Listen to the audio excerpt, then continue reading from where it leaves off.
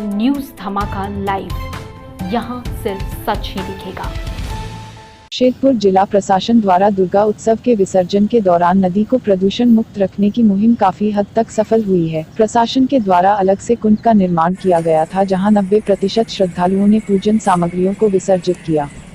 गौरतलब हो कि पिछले वर्ष से ही प्रशासन द्वारा इस मुहिम को शुरू किया गया था, जहां पिछले वर्ष प्रशासन को 50% ही सफलता मिली थी, लेकिन इस वर्ष इस मुहिम में 90% सफलता हासिल हुई है। जमशेदपुर अक्षेस के द्वारा नदी तट पर ही अलग से कुंड का निर्माण किया गया था और विसर्जन में पहुंचे लोगों से अपील की गई थी कि वे तमाम पूजन सामग्री जिसमें फूल माला, सिंदूर, चुनरी वगैरह डालने की अपील की गई थी, ताकि नदी को स्वच्छ रखा जा सके। और 90% लोगों ने इसे सहयोग करते हुए पूजन सामग्री का विसर्जन कुंड में ही किया। लगभग 10 टन पूजन सामग्री यहां एकत्र हुआ था, जिसकी सफाई जमशेदपुर अक्षेस के द्वारा करवाई गई। देखिए, आस्था से स्वच्छता जो हमने टैगलाइन दिया है, लगातार 3 वर्षों से प्रयास है जमशेदपुर नोटिफाइड एरिया कमेटी के द्वारा, और यहाँ पर सफाई व्यवस्था में जिसको का भी अहम योगदान होता है। और जिला प्रशासन जो सहयोग मांगी थी नागरिकों से, नागरिकों, जनताओं ने, श्रद्धालुओं ने, पूजा कमेटियों ने भरपूर सहयोग दिया है, और उसका परिणाम है कि आज नदी का जो पानी है वो कल एकदम छलक रही है और कहीं भी कचरा का नदी किनारे नहीं है। जो भी है, जो हमारे जलकुंड बनाया गया था उस जलकुंड में है या बाहर में है, जिससे सफाई करने में आसानी होगी।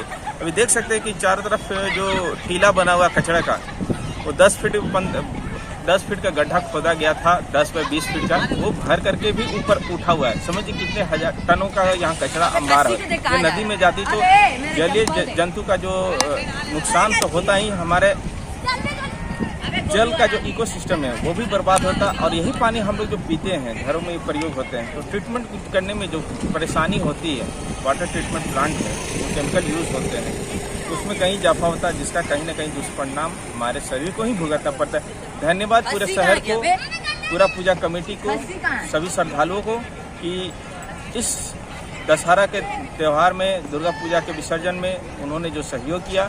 आगे भी उम्मीद करते हैं कि दिवाली और छठ और काली पूजा में भी अब इसी प्रकार के सहयोग करें और इसे अपना ट्रेंड बना करके भविष्य में पालन करते रहें। आप लोगों ने काफी प्रयास किया था कि नदी प्रदूषित ना हो, दुर्गा पूजा के प्रतिमा को विसर्जन को लेकर के कैसा रहा आप लोगों का प्रयास?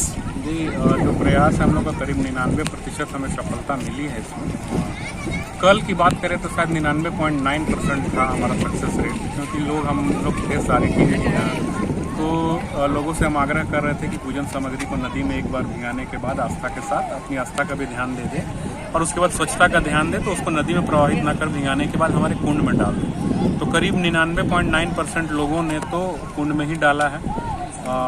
आज कुछ लोग आए हैं, कुछ मूर्तियां आज आई हैं, तो आज उनको जागरूकता नहीं थी या हम नहीं उपस्थित उस समय थे, तो कुछ लोगों ने डाला है। तो ओवरऑल करीब 5% लोग जो ऐसे थे जिन्होंने कि नदी में डाला होगा, तो बहुत ज़्यादा विशेष अंतर नहीं आया है, और काफ़ी नदी साफ़ है, नदी का पानी बहुत साफ़ है, और नतीजा ये है कि हमें सफाई में भी कम मेहनत लग रही है। इकट्ठा कचरा इकट्ठा एक जगह है, अब हम उसको उठा के अपने डंप पे ले जाएंगे। कितना निकला होगा इस तरह से पूजा सामग्री? अगर मूर्तियों का भी भार इसमें कैलकुलेट कर ले तो 10 टन के करीब कचरा इसमें हमें जरूर निकला है। सभी को उठा लिया जाएगा। 10 टन में हम कम से कम बोल सकते हैं कि 9.5 टन तो हम नदी में प्रवाहित होने से बचा लिए हैं, और उसका जो केमिकल इफेक्ट होता नदी को, उसको भी हम लोग बचा लिए हैं।